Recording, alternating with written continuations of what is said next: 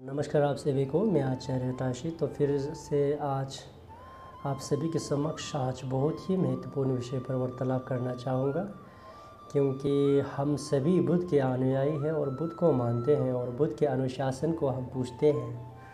लेकिन हमें जब बुद्ध के अनुशासन को पढ़ते हैं तो वहाँ बताया जाता है कि इस संसार के जितने भी सांस लेने वाले प्राणी होते हैं, जितने भी पशु पक्षी हो, इंसान हो, मनुष्य जितने भी हो, वो सब कहते हैं कि हमारे जो बुद्ध के दिखाए हुए सिद्धांत के अंदर कहते हैं कि अनुशासन के अंदर कहते हैं कि वो सब हमारे माँ पिता समान है।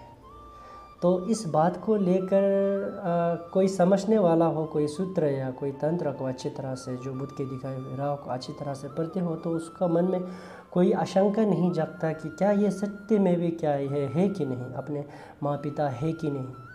लेकिन अगर एक साधारण व्यक्ति जो बुद्ध के अनुशासन को अच्छी तरह से नहीं पढ़े हो, उनका मन में लेकिन एक आशंका जागती है कि क्या ये सत्य में भी जो बुद्ध के दिखाए हुए जो अनुशासन है उनके अंदर जो दिखाया गया है, इस संसार में जितने भी सांस लेने वाले प्राणी हैं, तो किस वजह से हमें उसे अपने माँ पिताजी मानना चाहिए, अपने माँ पिताजी के समान उनको भी आदर्श करना चाहिए। तो किस वजह से, तो वो भी जानना बहुत ही ज़रूरी है। अपने मन में आशंका उठता है, तो इसीलिए आप सभी के समक्ष में उस विषय पर थोड़ा वार्तालाप करना चाहूँगा। तो बोधिसत्व पापागोचुथो में द्वारा लिखे गए ग्यासेलालेन सोदुनमा उनका अंदर सूत्र के अंदर एक श्लोक में लिखा गया है कि थोंग में दुनिया दाला से वाचन मानम दुना रांदे चिशिक्षा तेचर था एसएम जन राजचर जांचो सेम के ग्यासेलालेन। तो हम कहते हैं कि संसार पे जितने भी प्राणी हैं, जितने भी व्यक्ति हैं, हमें माँ पिताजी के समान हैं।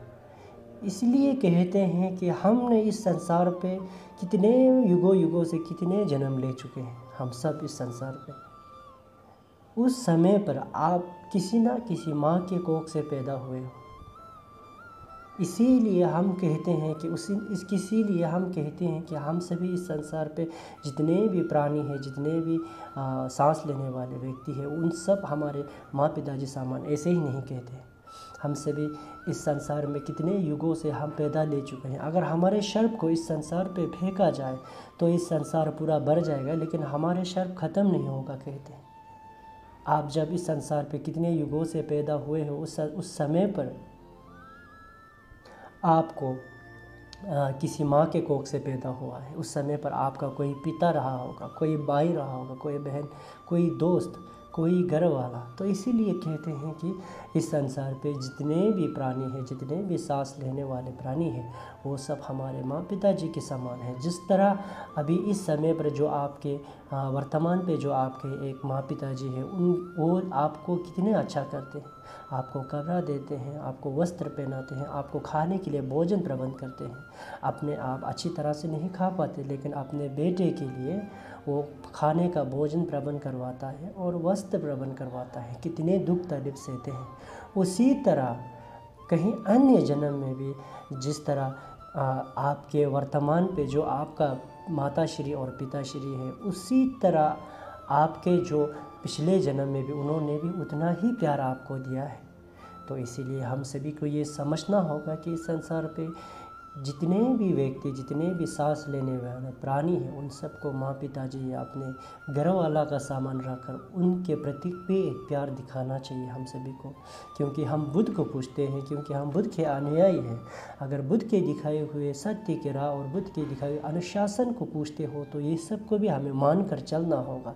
ऐसे नहीं कि सिर्फ मन में या सिर्फ ऐसे ही मुख में ही हम सब बुद्ध के अनुयायी कहेंगे तो बुद्ध के अनुयायी होगा कि नहीं, ये आप सबको भी सोचने का एक बहुत ही ज़रूरी है। धन्यवाद।